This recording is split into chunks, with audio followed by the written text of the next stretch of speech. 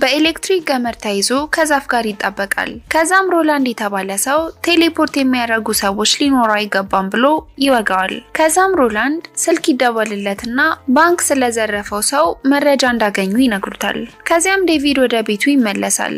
ቤት ሲገባም ሮላንድን ቤት ውስጥ ያገኘዋል።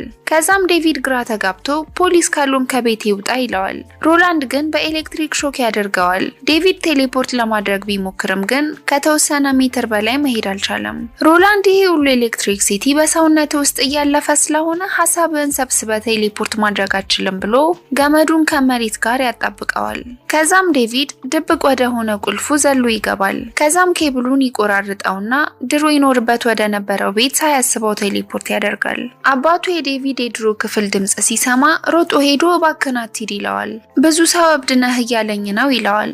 ዴቪድ እብድ አይደለህም ብሎ ቴሌፖርት ያደርጋል። ከዛም ዴቪድ የድሮ የሚወዳት ልጅ የምትሰራበት ባር ይሄድና ከሩቅ ያያታል። ከዛም ሲወጣ ድሮ ይደበድበው የነበረውን ሰው ያገኘዋል። አሁንም ሊተናኮለው ሲሞክር ዴቪድ የዘረፈው ባንክ ውስጥ ቴሌፖርት ያደርገውና እሱ ይወጣል። ከዛም ሚሊ ጋር ይመለስና ባንክ ውስጥ እንደሚሰራ ይነግራታል። ከዛም ሚሊ ዓለምን መዞር እንደምትፈልግ ትነግረዋለች።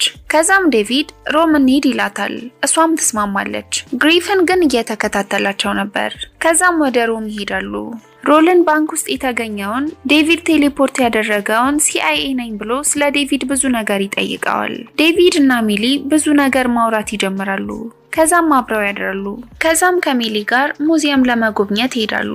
እናም ዴቪድ የተቆለፈ በር ሲያገኝ ልክፈታው መጣው ብሏት ቴሌፖርት ያደርጋል።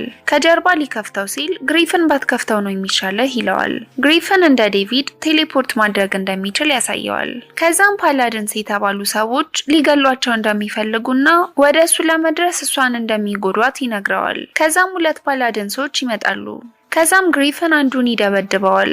ዴቪድ ግን በኤሌክትሪክ ሾክ ማድረጊያዋ ገመድ ይያዛል። ከዛ ግን ግሪፍን መጥቶ ያድነውና አንዱን ፓላድን ይዞት ቴሌፖርት ያደርጋል።